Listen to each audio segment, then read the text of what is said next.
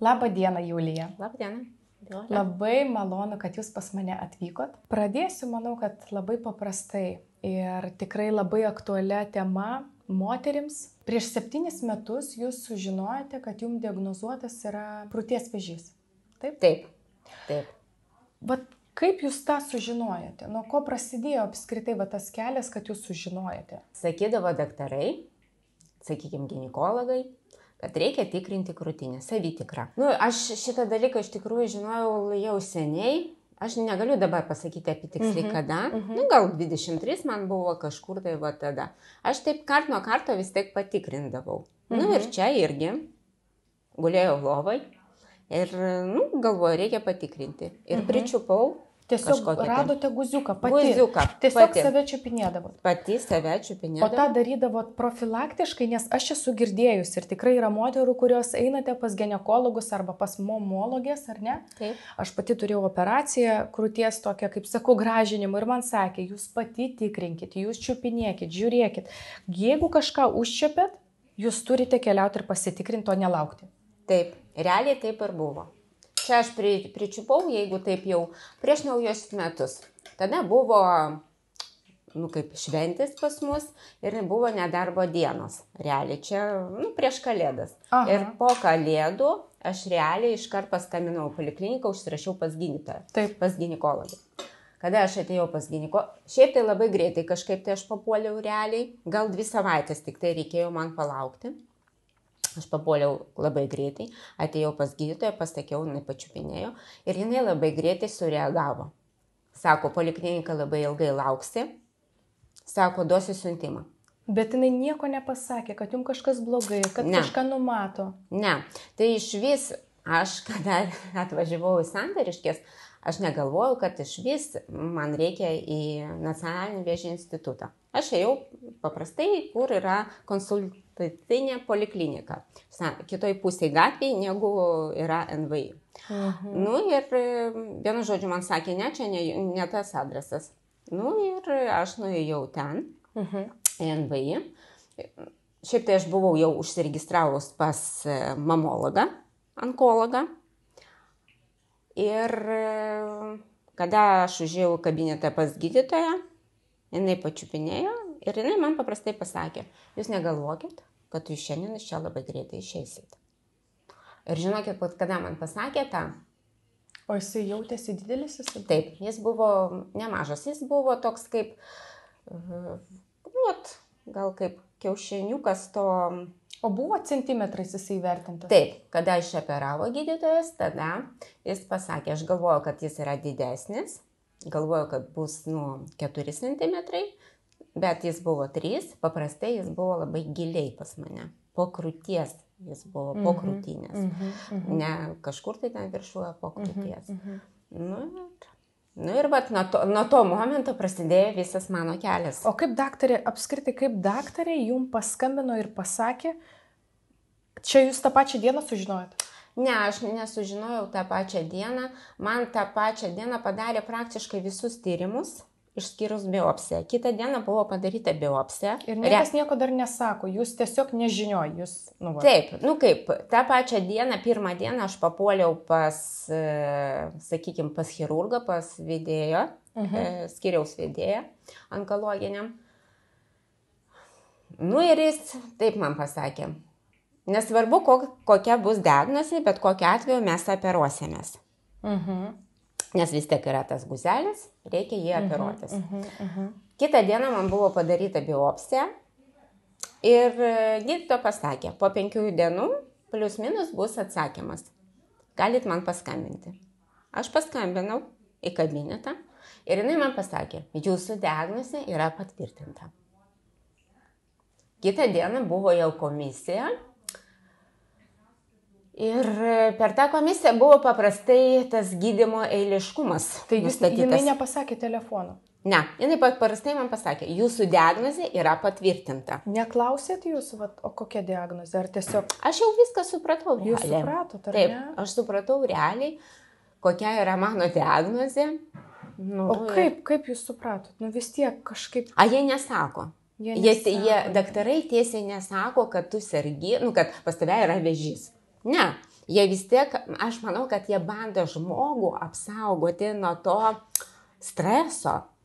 Nu, ir taip, paprastai pasakė man tos žodžius ir paskui, sakau, jau po skambučio, kitą dieną buvo paskirta, aš atėjau pas gydytoją, jis sako, šiandien bus komisija ir bus paskirtas visas tas gydymo eiliškumas.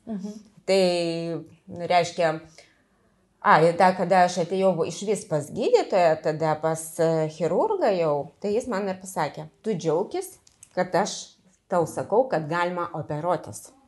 Tai čia irgi, žinokit, kada taip sako gydytojai, reiškia, kad aš buvau dar nebeviltiška. Nes būna tokių atvejų, kad negalima jau operuotis. Ir pasakau, paskui, kada aš paskambinu gydytojai, kitą dieną aš atėjau, buvo paskirta komisija ir ten per tą komisiją buvo realiai padarytas visas gydymo eiliškumas. Reiškia, bus pirma operacija paskirta. Jūs greit operavo? Čia buvo kažkur tai sausio pabaigoje, tai realiai taip, po 2 savaičių. Bet jūs minėjote, kad jūs lapkritį buvote pas ginekologę. Taip, aš lapkritį. Ir tuo metu, kada mes su jumis šnekėjom, kad tais laikais, dar prieš 7 metus, tikrindavo. Netikrindavo. Niekas man nepatikrino krūtinės, nes aš buvau tikrai lapkričio pabaigoje. Jau gruodžio, realiai po mėnesio, plius minus ten, gal keletą dienų. Ir aš pričiupiau tą, kaip Bet iki to jokių simptomų, jokių skausmų, galvos, iki to, tas navikas, jis nerodydavo jokių simptomų kūne pas jūs. Nuovargį kažkokį, galvos skausmą, ar ten temperatūrą. Matai. Aš atsiprašau, bet aš įdomu, ar teisingai žinau, kad sako, jeigu pas žmogų dažnai būna temperatūra, kad ir 37, 36 ir 9, tai nėra normalus dalykas ir kad tai yra jau prie vėžio rodantis, kad kūne yra kažkas tai. Matai, prieš tai 15 metais, rugpjūčio mėnesį, aš papuoliau į ligoninę. Pas mane buvo labai žemas hemoglobinas. 44. 44, kada norma yra? Žemas. Taip, 120 norma. Nes pas mane prieš tai visai nesenai aukštas labai buvo. 200. Pas mane buvo labai žemas. Ir jie irgi nerado nuo ko. Gal jau tada ir buvo tas skambutis, kad kažkas tai vyksta organizme. Taip, bet tada mane irgi tikrino ginekologiškai, nes jie ieškojo, kad nebūtų kraujo viduriavimo viduj. Ir bet tuo momentu niekas praeini daktaras ir nežinai. Ir niekas nežiūrėjo mano krūties. Nes niekas negalėtų pagalvoti apie tai. Tiesiog. Taip, niekas negalėjo pagalvoti. Ir tai tokiam pradžia buvo mano kelio. Bet kaip jums atrodo, ką jūs galėtumėt šiai dienai palinkėti moterims?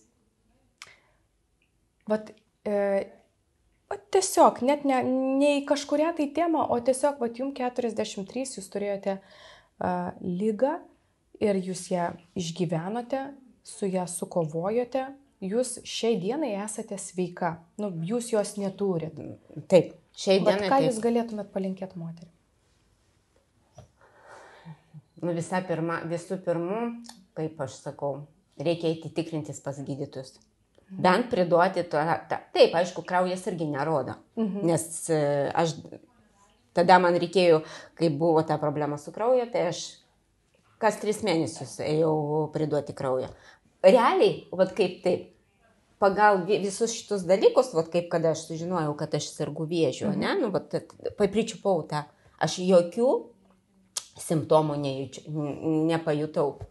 Pas mane nebuvo taip, kad, gal čiūčiut tas buvo nuovargis. Aš galvoju, kaip vasarą aš labai daug dirbau, pavargau, reikia paprastai to poilsio.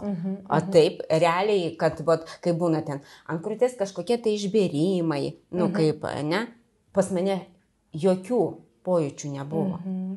Bet pas mane jau buvo jis pažengęs tas vėžys, nes pas mane buvo nuėjęs jau į limfmazgius.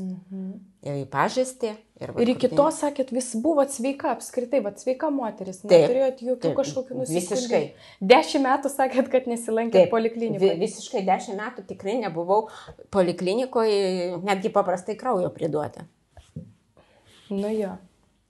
Ir čia gal buvo irgi nelabai gerai, kaip aš dabar įsivaizduoju. Vis tiek reikia eiti tikrintis.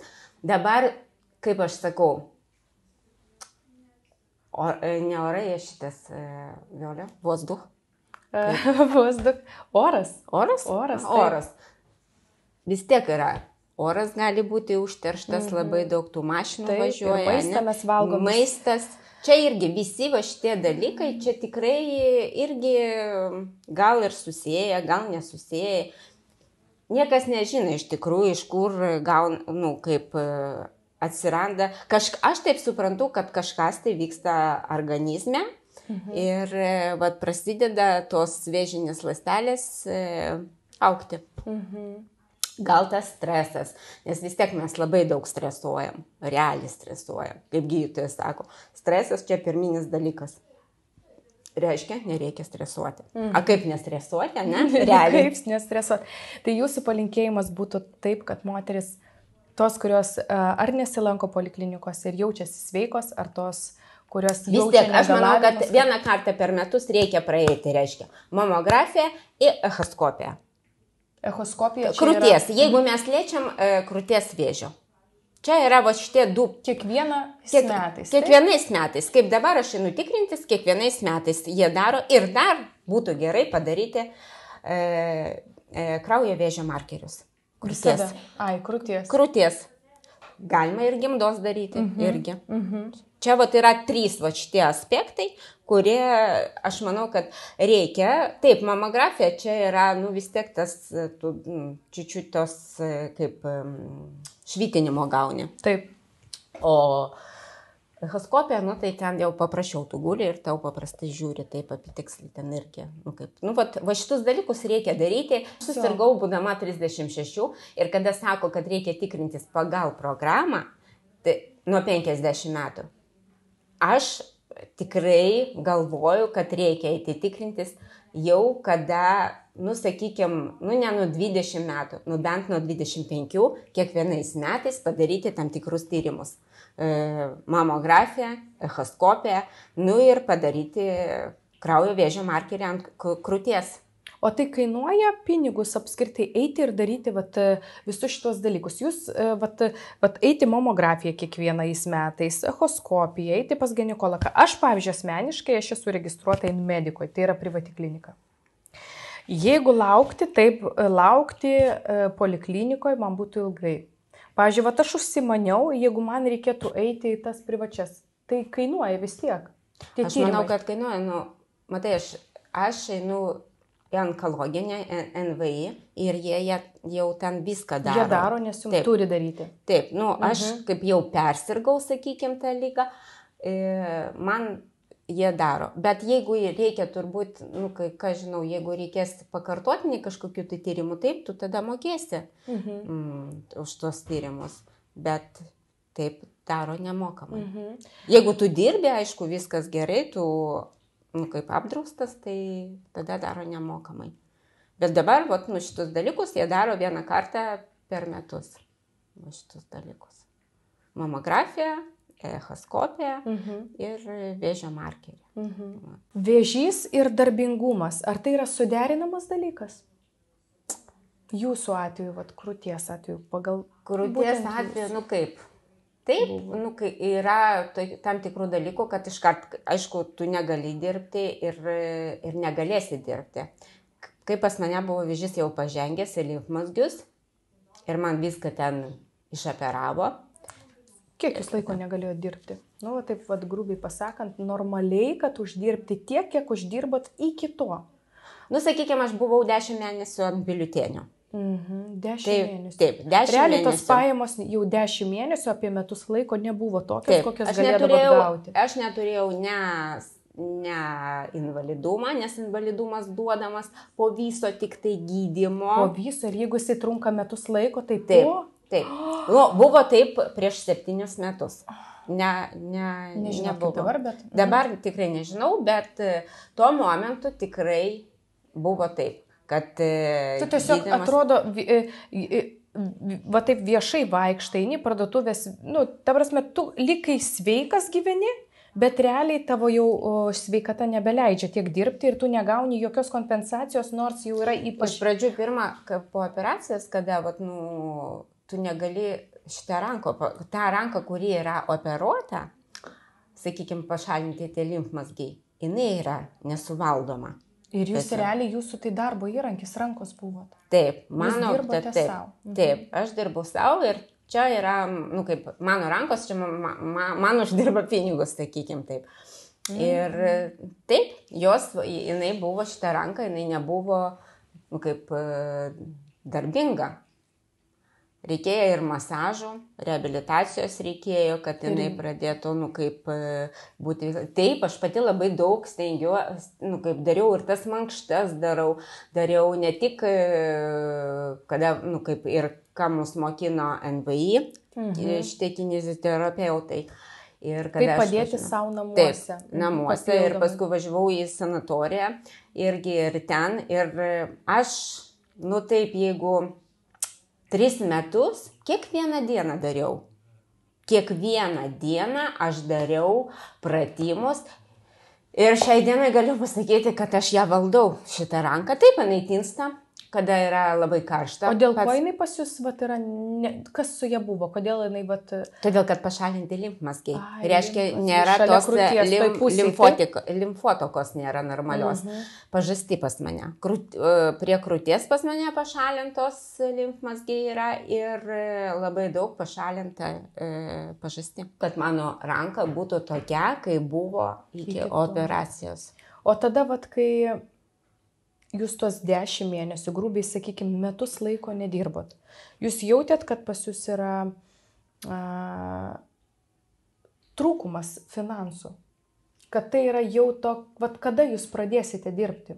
Taip, kaip dirbot, nes įsipareigojimai juk niekur nepabėga. Ne, įsipareigojimai. Dar tas, kad tu dar gydaisi, tu nežinai dar tas, ar gydymas jisai bus toliau sėkmingas, ar viskas ten bus toliau gerai. Ir tie klientai, vis tiek tas ratas jisai mažėja, darbo užmokestis, kurį gaudavo, jisai mažėja. Kaip jūs po to, kaip jūs vertėtės? Visų pirma, aš turėjau santaupų. Nes, aš vis tiek, kaip aš dirbau, aš turėjau, be galo daug padėjo tėvai. Tuo momentu, todėl, kad jokios pagalbos, tai realiai, kaip ir nebuvo. Jeigu tuo metu tėvai negalėtų padėti? Būtų sunku. Būtų sunku, tada reikėtų kažką arba eiti dirbti. Skolintis arba eiti dirbti. Kiek gali, tiek kur uždirbi tada, realiai. Bet apskritai, kaip jūs galvojate, nes aš labai dažnai savo sekėjams noriu perduoti tokią žinią, nes aš kai dirbu 10 metų su žmonėm, kurie ateina ir pasako, kad pas vyrą kritinė liga diagnozuota, noriu savo pasidaryti, nes mato šalia žmogų sergantį, kiek reikia tam išlaidų arba papildomų procedūrų, kurios kainuoja. Tas, kas yra kompensuojama, kaip sakot, ar ne, ir gali būti dar papildomai, už kurias tu mokėtum. Ir kai būna, tu matai, kad tie finansai, jų būna pritrūksta tada, kada vienas iš žmonių šeimoje pradeda jau nebegauti tiek dėl tam tikros ligos. Kaip jūsų atveju pas jūs sumažėjo finansai. Kaip jūs manot, tas taupimas ir sutaupyti pinigai, tai yra gerai? Aš manau, kad taip. Čia, jeigu tikrai žiūrėti pagal tą, kad tu negali dirbti, todėl, kad tikrai beprotiškai varo tos chemijos. Gal tai buvo, kaip mes šnekėjom, tam skyriui, kada sėdėjom, kada mums darė chemijos, kai kurios ėjo, kaip, žinokit, kaip jiems padaro chemiją, jie kitą dieną eina į darbą. Čia viskas nuo organizmo. Taip, čia viskas priklauso nuo organizmo. Aš tai, pavyzdžiui, ne. Aš gulėjau lovoje, aš negalėjau pakelti galvos. Ir didžioji dalis vis tiek tokių, kurie yra prastai jaučiantys. Taip, tikrai prastai. Išeina iš darbo, praranda darbus galų gale. Taip, kada tu gal ant biuletenių būni, tuo momentu, kaip tu dirbai ant savęs, tai mums nieko nemokėtų, tik tai, kad tu buvai ant biuletenių. Jokių pajamų aš negaudavau. O jeigu tu dirbai, kaip ne ant savęs, tai dirbai kažkur, tai, sakykime, tu gausi tą, kaip iš biuletenio kažkokių tai pajamų. A taip, realiai. Po kiek jūs laiko gavote Invalidumą? Taip. Po 10 mėnesių, realiai. Ir kokia tai buvo suma? Tuo momentu buvo 173 ar 5 eurai. Ir tai gauna didžioji dalis arba pagal ką tai skaičiuoja? Pagal aš manau, kad jie skaičiuoja, kaip lyga, bet ir pagal stažą, kiek tu turi stažą, koks buvo pas tave uždarbis. Ir jeigu tu esi, pavyzdžiui, jaunas ir nedirbantis, tai tu gali net negauti tokio dalyko? Ne, arba būna minimali suma kažkokia? Taip, jie gal pagal kažkokią tai ten paskaičiuoja ir tau duos, tą kažkokie tai, kaip iš minimumo gal vidurkį kažkokie tai.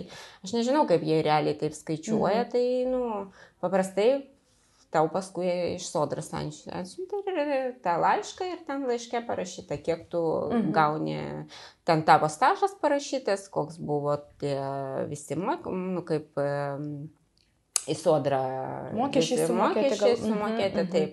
Koks stažas, stažas irgi, aš manau, kad irgi yra tas visas dalykas, nes kada aš pirmą kartą ėjau apiforminti savo šitą invalidumą, tai jie netgi prašė diplomus. Turbūt čia irgi gal buvo kažkoks, tai nežinau, gal... ar turi, neturi tą, kaip pabaigimą mokyklos. Ne tik mokyklos, arba aukštą išsilavinimą ir kokie dar pas tave tie išsilavinimai. Tikrai jie prašė diplomų. Per tą laiką vis tiek kova su tuo vėžiu, jūs papasakokit plačiau, kaip, aš niekada nesusidūriau arti to, kad žinoti, kas yra chemija apskritai. Jūs ateinat į tą, sako, jums darė chemijas. Taip, 16 chemijų. 16. Tai skaitosi daug jau. Čia ne tiek, kad daug. Ar jos būna skirtingos? Jos būna skirtingas. Skirtinga chemijos schema. Čia jau kaip gydytojai. Nuspręs pagal jūsų formą. Pagal mano sveikatą ir kiekvieną kartą prieš chemiją tu turi priduoti kraują, kad visi tavo rodikliai būtų normai. Sakykime, hemoglobinas, leukocitai, elektrocitai, visi va šitie dalykai. Palauki ir paskui tau jau skiria tos vaistus gydytojai. Bet kaip, ateinat į chemiją, kaip jinai atlieka? Į chemiją, paskui tu eini, tu iš pradžio pabūni, kaip anksčiau būdavo, dabar gal kažkas tai pasikeitė, ateini pas gydytoją, reiškia su ją pasišneki, jinai pasižiūri tavo tyrimus. Jeigu viskas gerai, tau išrašo vaistus, tu eini, pasiimi vaistus, vaistai buvo nemokami, gal kažkiek tai aš ten mokėjau, bet ne tiek daug realiai. Ir eini tada į tas chemioterapijos dieninį skyrių. Ten ateini. Ten daug žmonių sutikdavo? Taip, ten visi kabinetai buvo pilni praktiškai. Ir visi, kurie ten yra, jie visi sergantis vėžiu. Taip, ten visi, ten jau tik tai krūties, ten ir gimdos gali būti. Taip, aš sakau skirtingų. Koks amžius pro jūsų akis, dauguma, jums taip jūs praeitumėt ir koks tas amžius, toks kaip jūsų panašus? Aš labai prisimenu vieną dalyką. Aš nepamenu, kokia man jau buvo ta pagal skaičių ta chemija. Ir aš sėdėjau, kaip mane jau lašino, prisijungė prie tavęs stato kateterį. Ai, supratau. Taip, ir tada jau eina iš pradžių paruošia tavo organizmą. Ir tau lašina vanduo, tai yra chemija, tas cheminis vanduo. Taip. Iš pradžių tave organizmą ruošia, ten buvo ir tavygilis, kad būtų ramu, tai tu ten mėgi realiai, dar kažkokie tai vaistai, o paskui jau pačiam gale eina ta chemija. Chemija gali būti, pavyzdžiui, viena ėjo pas mane gal 3,5, pirmas etapas, kada buvo raudona chemija, gal 3,5 valandos. Jūs tiesiog gulit? Ne, tu neguli, tu sėdi. Tiesiog sėdi? Taip, sėdi. Jeigu tu nori į tūlį, kad tave atjungia, tu pakvietėsi į salę. Bet nieko daugiau, tu tiesiog sėdėt turi. Taip. Ir kada buvo jau kita chemija, ta vadinama balta, tai chemija 6 valandas. Čia chemija. O dar prieš cheminis tas visas dalykas, kuris paruošia organizmą, kad nebūtų to išbėrimo, kaip alergijos ant tų vaistų, tai dar tos sulašina, ir pati chemija ėjo 6 valandos, todėl kad jinai labai labai lėtai. Ten, va tas litras, kuris tau taip, varo, taip, jis, taip, čponst, mat. Ir tu taip pat sėdi. Ir tuo metu tu jauti kažką kitaip, ne? Tu tik tai, pradedi po to kada jausti. duoda tą vigilę, taip, tave mėgdina. Bet tu ir užmiegi, tu gali miegoti? Taip, gali miegoti, viskas, ateina į salę, paklausia, ar viskas gerai. Jeigu viskas gerai, tai jinai vis tiek, jie ateina, nuo karto jie vis tiek ateina. Dar sakėt, kad jūs pastebėjot, dėl to amžiaus, koks amžius daugiausiai buvo? Šiaip tai buvo tų, sakykime, kaip vyresnių moterų negu aš. Bet kas mane sukrėtė, kad aš sėdėjau vieną kartą ir atėjo, sakykime, mergaitė, 23 metai, plaučių vėžės. Buvau realiai šoke, aš pati liktai, kaip sėdžiu, prijungta prie visų šitų vaistų. Ir atėjo ta mergaitė ir jinai sako, aš turiu išgyventi, nes aš turiu mažą dukrytę, 2 metukus. Tai čia nori, nenori, čia turėtų būti labai beširdis žmogus, kad kaip sakant, nesusijaudinti. Šitų visų dalykų. Tai man atrodo, jie irgi gal darė biologinį terapiją jau, nes jinai jau buvo su plaukučiais. Po visų. O ką? Jūs jau išgyvenote tą visą dalyką ir tas chemijas ir simptomus visus, mes prie jų galėsim grįžti, apie tai pagalbėti, kokie buvo patys pirmi simptomai, kada jūs pajutot kažkaip blogai jau po tų chemijų, kaip tai vyko, bet kai jūs jau viską tą išgyvenot ir dabar žmogus, dabar įsivaizduokim, žmogus jau žino, kad jis serga, savaitę laiko, bet žino, kad serga vėžiu, ką jūs jam pasakytumėt? Tai nereikia galvoti, kad tu sergi vėžiu, reikia eiti pas gydytojus, kuo greičiau pradėti gydymą. Ne, aš turiu omeny, kad jisai jau sužinojo. Ir nenori eiti, kaip jisai jau sužinojo tai iš daktarų. Bet ką tokiam žmogui pasakyti šalia, būnant? Kad viskas bus gerai. Kad reikia pasitikėti daktarų. Tikrai, mūsų daktarai tikrai yra labai geri. Nežinau, kam kitam, bet mano atžvilgiu ir pagal mano situaciją pas mane buvo labai geri daktarai. Aš tik tai galiu jums pasakyti didelį ačiū už visą tą gydymą. Taip, aš pati ten stengiuosi irgi viską padaryti, kad tą vėžį nugalėti. Bet, aišku, ir daktarai. Taip, aš kada atėjau pirmą kartą susipažinti su savo daktarė, chemioterapeutė. Ir aš jos paklausiau. Sakau, kiek šansų pas mane, kad aš gyvensiu? A jinai man sako, a kodėl tu galvoji, kad tu neišgyvensi? Iš karto, ne? Taip, mes padarysim viską ir tu turi padaryti viską. Ir viskas bus gerai. Tai gal ir šitie žodžiai irgi,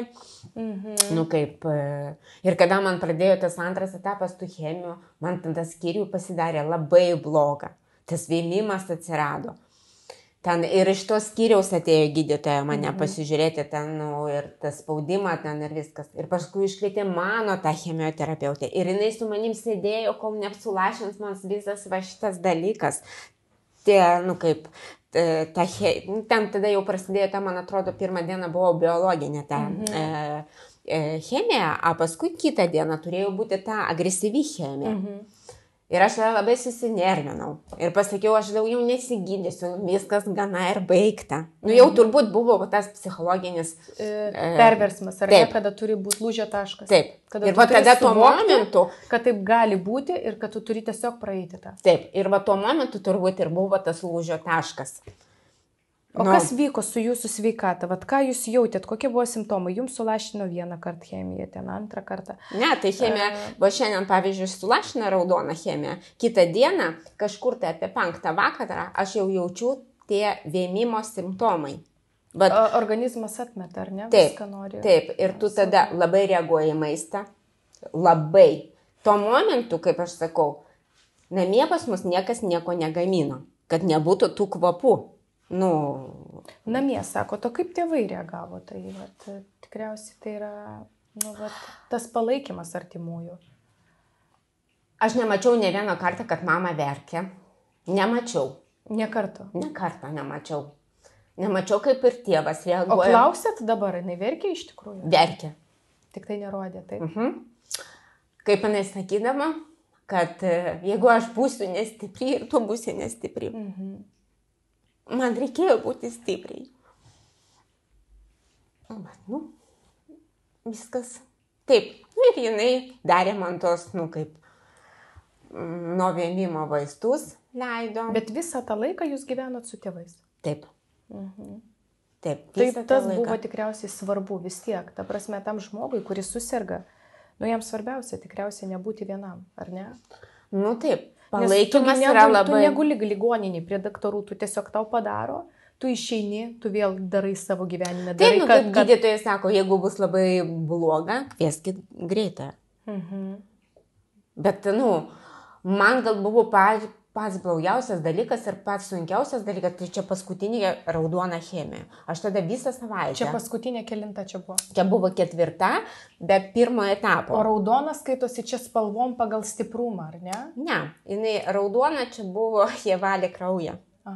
Čia kraujo valymas, o kita, tas, man atrodo, herceptinas, nežinau apitiksliai to vaisto pavadinimo, balta ta chemija, tai čia buvo duota kaulams. Vat. Bet tai tada tu jauti daug ką, tu ir ne tik vėmi, tu ir jeigu kaulams. Ne, iš pradžių buvo, kad valo kraują, va ta raudona, 4 ėjo raudonas, kas 3 savaitės. Aišku, aš nedariau, man nedarė kas 3 savaitės, man kas mėnesį, pas mane kraujas neatsistatė, kaip per tą 21 dieną, tai pas mane gavosi 28 dienos, vat, ir paskui jau, kada padarė va tos 4 raudonas, 2 etapas ir va tada, kaip gydytoja paskyrė, kas savaitinė. Ir aš tikrai labai jai dėkinga, aš praktiškai nejautau tų simptomų. Buvo tas kaulų laužimas, toks jausmas, kad tu susirgi gripu. Jo, aš tą girdėjau, kad tas būna dažnai, kad žmonės net ilgai su tuo gyvena, su tuo kaulu. Tiesiog tai yra nuo imuninės sistemos. Taip. Ir aš šitą dalyką, jeigu man, pavyzdžiui, antradienį darė, tai nuo trečiadienį iki ketvirtadienį naktį, bet aš jau kažkur tai pradedu jausti tos simptomus. Ir jau ketvirtadienį antroji pusė dienos pas mane jie jau, kaip nueina.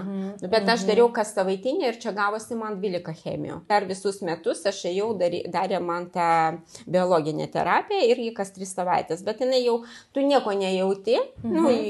Čia tik tai gal per pirmą buvo, todėl kad, kad organizmas sustresuoja.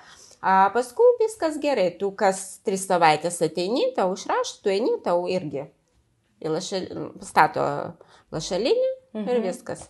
Tai va, tik tai, kad sugadino tos visos venos yra sugadintos. Ir dabar skauda, va šitą ranką jinai irgi yra skauda nuo tų vienų, todėl kad jos kaip persuktos. O va tada, kada tu sergi, tu sužinai, tau daro tas cheminės terapijas. Ar tu gali kažkaip stiprinti savo organizmą dar papildomai? Kažką daryti?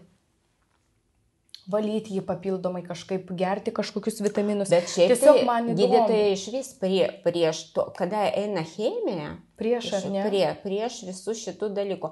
Aš galiu jums tik tai tau pasakyti vieną dalyką. Aš labai norėjau alaus. Aš kaip mažas vaikas prieinu prie alkoholio skyriaus. Ir aš netgi drebu, kaip aš noriu to alaus. Anksčiau čia buvo.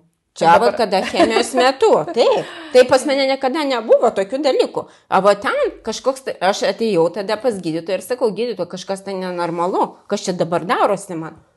Jis sako, aš tau galiu leisti 100 gramų raudono vyno, jeigu tu jau labai nori. Sakau, tai aš nenoriu vyno.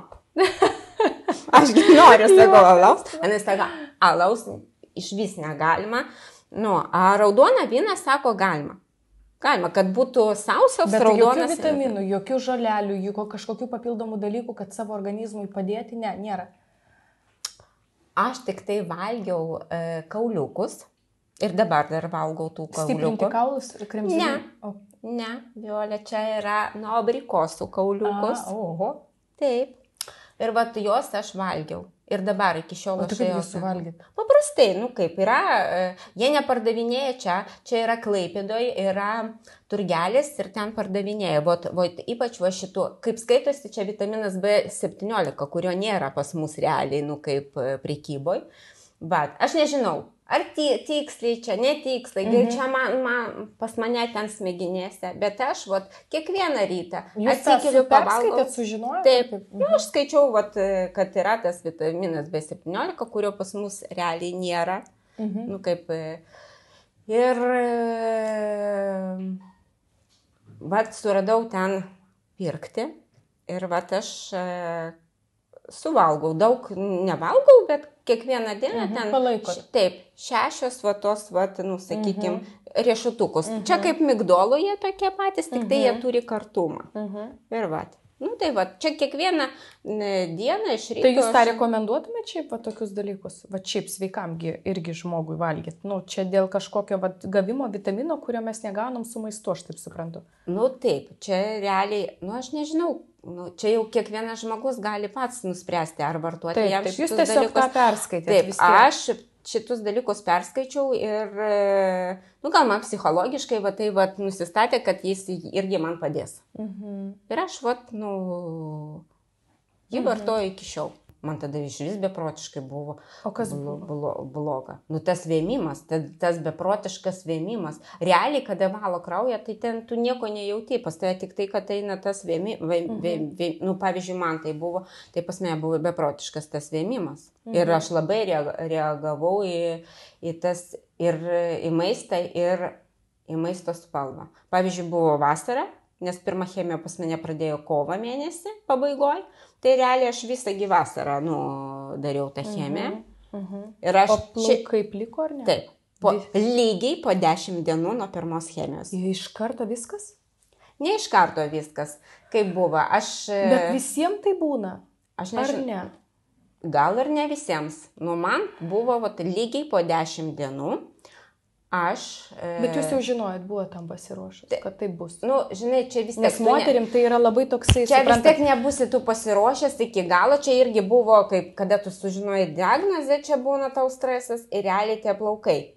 Nes aš kažką tai dariau ir pas mane paprastai srogavo čia, buvo ilgi plaukai, buvo karai pas mane.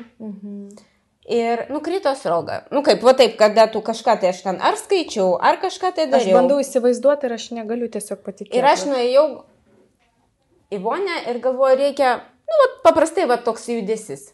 Ir kada aš pamatau, kad jie pas mane rankose, tie plaukai. Ir? Aš pradėjau verkti. Taip, tu nebūni pasiruošęs vis tiek. Ir tiesiog taip iškrito. Taip. Taip, jinai paprastai taip iškrito. Buvo tie, kaip sakant, svogūnėliai, kurie yra stipresni, tai jie gal galėtų būti ilgiau. Bet tada pradeda tas plaukų slinkimas, tai čia irgi kažkoks tai beprotnamis. Ir namie bus labai daug tų plaukų. Bet viskas išpliko ar kaip? Viskas. Ir turėjot nešiot, ar peruką jūs nešiot, ar ką? Peruką aš turėjau, bet labai retai jį dėdavau, nes vasara buvo su juo labai karšta. Šiaip tai aš turėjau tokios visokiausios. Aš pati savo pasivau tų skarelių, kepuryčių ir prie kiekvieno rūbo. Ar ne? Moterims, kurios dabar galbūt net klausosi ir jos dabargi deda kažkokį tai šalmą. Kad šalina, taip, kad šaldyti tą plauką, kad jis nenukristų. Vis tiek eina link to, kad kuo išsaugot. Kažkam tai padeda, aš čia skaičiau, kažkam tai nepadeda. Aš irgi, kai vaikščiau kažkokioj parduotuvėje elektroniniai, būtent suvedus apie vėžį paskaityti, įsigilinti apie tai, kitų istorijas, aš mačiau, kad yra pirkti yra net sudėta ir iš galvos gaubtai, šalmai, kažkas tokio. Taip. Aš, kaip mums ir nesiūlė tuo momentu, kažkaip tai ir nebuvo. Tai maža to, kad plaukai, kaip galvos, tai ir nebuvo ne blakstienų, ne antakių. Viskas. Viskas, taip. Pas mane galbūt buvo čia, liko ant vienos akies, gal 2 ar 3 blakstienas, tai aš jos pati išrojau. Kažkaip tai durnai aš atrodžiau. Bet tuo metu, tikriausiai, kai moteris išvaizda pagrindiniai dalykai keičiasi. Blakstienų forma, jinai vis tiek čiučiut yra išliekama. Bet... Ne, taip, bet tikriausiai tas labiausiai ir trikdo kiekvieną dieną. Tu kol kas kaip ir neini gydymą. Tarsi tau padaro chemiją, tau atsitinka, aš bandau įsivaizduoti, ar ne, nukrenta ir plaukai, ir blakstienus, ir tau dar, tarkim, nėra tos kito gydymo, kada tu eini, o tu tai gyveni paprastai gyvenimą. Taip, tu gyveni paprastai gyvenimą. Kiekvieną rytą tu keliesi kaip elementarus žmogus. Taip, viskas tas pats, tik tai, kad tu kada išeini. Taip, su savijauta blogai. Taip, aš tiesiog pagal save ir daug moterų būna atsikelia, tai tas nepatinka, tai tas, ir jūs žinot, ir aš save koregavau, nes tu blogai jautiesi. Aš galvoju, kada pas mane viskas baigsis, kokie pas mane bus gražus plaukai. Bet taip tikrai galvoja. Taip, ir dar gydytoja man sako chemioterapeutai, tai žinok, jie pas tave suktis pradės. Garbanotis ir jie tikrai garbanavo, aš buvau visa su garban ir jie dabar pas mane nėra tiesus. Bet jie vis tiek yra tokie. Bet jums tinka jinai. Aš pavyzdžiui, su Julija pasakysime, su jie susipažinom, kai man jinai pirmą kartą taisė vestuvinę suknelę. Ir kažkaip tai buvo... Atsimenu, pamačiau aš jūs ir aš gal mamai sakiau, ir mano mama yra trumpų plaukų šitai, ir mano močiutė buvo kažkada tuo metu tokių trumpų plaukų kaip jūs, tai dabar biški ilgi, vos ilgesnis. Aš sakau, bet iš tikrųjų, kaip galima gražiai trumpai nusikirpti ir aš pavyzdį turėjau kaip jūs. Ir aš atsimenu, bet tuo metu, kai aš su Julija susitikau, tada aš 2018 buvo mūsų su Mantu vestuvės, tai buvo prieš vestuvės. Taip, 17 kažkur. Jūs sužinojot kada? 16 jau operavo mane. Ir visas diagnozė jau buvo patvirtinta 16 metais. Bet tuo metu, kai mes susitikom, jau buvo viskas praeita. Jau buvo su, 18. Taip, tu mane matei jau su trumpa šukuosena. Taip, bet jau tada buvo, kaip jau viskas. Jau, kaip sakant, jūs buvot pasveikusi, tik ėjote tą, patikrinimus. Taip. Tai tuo metu, kai aš sutikau Juliją, niekada nebūčiau pagalvojus, realiai, kad žmogus buvo sirgęs prieš 2 metus vėžių. Tada aš tik tai po kažkurio laiko sužinojau. Aš neatsimenu, kada gal mes tik tada, kada apie draudimą, kaupimą pradėjom kalbėti. Ir kad jūsų trumpi plaukai, kodėl jie tokie, niekada net nebūčiau pagalvojusi, bet iš tikrųjų jūs esat vis tiek, aš sakyčiau, pavyzdys, nes, tada jūs taip atrodėt, dabar, tikrai, kas klausosi, žiūri, jūs galvoja, tikrai galim pasakyti, kaip gerai atrodo moteris. Daug. Bet į save reikia tiesiog save taip stipriai mylėti, aš manau, ir save labai stipriai motyvuoti. Nes kai kurios mano klientės, gal kažką tai, sakykime, vis tiek mes buvom susitikusios ir kaip, sako, pas tave ateini, tu visą laiką su šypsena, niekada nebūni be šypsenos, tu visą laiką, kaip iš tavęs eina pozityvumas. Aš skaitau, jeigu tu dirbi ir ateini į darbą, tavo problemos, čia yra tavo vidinės problemos, kaip tu gali su jais kaip papasakoti viskas. Bet nebūdavo sunku išbūti visą dieną su šypsena, bet viduje yra taip blogai. Nes aš atsimenu vieną momentą, kad užtekdavo tada, jau kai aš sužinojau, kad jūs sirgote vėžiu, kai aš jūsų klausdavau, kaip jums sekė, užtekdavo tik šiek tiek užsiminti tuo ir jūs susigraudindavot, nes aš ir skaičiau, kad žmonės, kurie yra prasirgę, tai yra psichologiškai ir labai sunku ta nervinė sistema, nes jinai būna labai dirgli. Taip. Čia, kaip sakau, moteriai prisiminti blogus santykius su vyru. Ir kai jinai tikrai, tarkim, blogai gyveno, ją tik tai pakliudiktame, jinai gali iš karto apsiverkti, nes, tu iš karto tą būseną įlendi. Aš kada buvau sanatorijai, aš buvau pas psichologą. 2 kartus. Ėjot, aš norėjau paklausti. Ėjau. Naudojotės tuo tais, Taip, ten ne taip, kad tu nauduosi, tau paskyrė. Tu norėjai, tu neini, ar ne? Taip, bet aš nuėjau. Taip, aš ten apsiverkiau beprotiškai. Nes jūs atėjote išsipasakot, realiai. Taip, paklausė, kodėl tu atėjai, kam tu atėjai, ir viskas. Ir paskui, vienu žodžiu, mes su ją pasišnekėjom, viskas, kaip apsiraminam. Taip. Ir tuo momentu jinai man pasakė, sako, su kiekvienais metais tu prisimins šitus dalykus ir šnekėsi jau labai ramiai, labai pozityviai ir, žinok, neverksi jau taip, kaip šiandien apsiverkiai. Taip. Viskas susiklos ir bus viskas gerai. Taip, ten bus kažkur tai praeiti. Tai sako, čia ne iškart. Tu viską visus šitus dalykus, pajausi. Ir po kurio, po kažkiek tai laiko, taip, būna visokiausių, aišku, situacijų, bet taip aš pati pastebėjau. Kiekvieną kartą aš šnekėdama apie šitą dalyką, aš darausi ramesnė, gal stipresnė, pozityvesnė. Sakau, ir dar noriu ką pasakyti. Kas nesusidūrė su šitą lygą, va taip pat, jie nelabai supranta tą žmogų, kuris praėjo va šitus visus dalykus. Nes, aš pati susidūriau kaip su savo draugėm, sakykim, kurios nesuprato, ką reikėjo praeiti, realiai, ką reikėjo praeiti. Ne visos, nesakau, kad visos, bet buvo. O kaip jūs pajutėt, kad jos nesupranta? Nesupranta, kame? Tiesiog, pasakykit, galbūt tie žmonės, kurie yra šalia tų, kurie serga. Nes būtinai reikia, to žmogui, kuris serga, tikrai reikia palaikymo. Tikrai. Kaip jį palaikyti? Kaip? Kaip palaikyti? Pavyzdžiui, kad tas žmogus nesidėtų namie.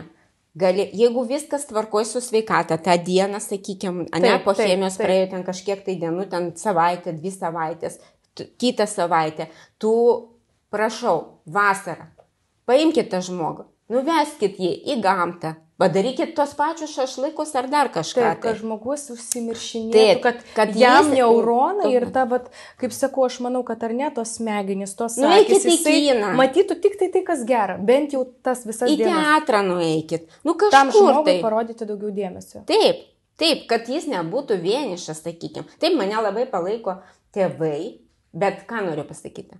Sesuo tai išvis atsisakė manęs. Tuo momentu.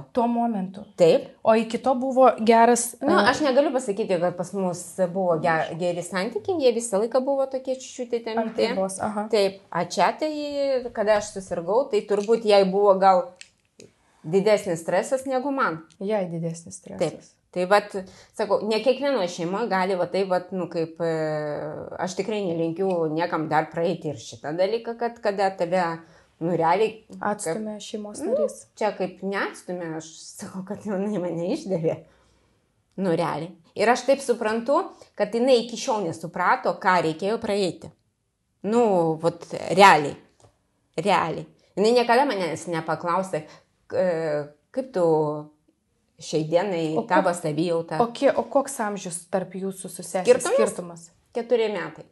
4 ten, jinai jaunesnė? 4, jaunesnė. Jaunesnė, jinai už mane. O šiandien jinai irgi nesupranta to, manau. Ne, aš manau, kad jinai nesupranta ir iš tikrųjų mes šiai dienai su ją nebendraujam.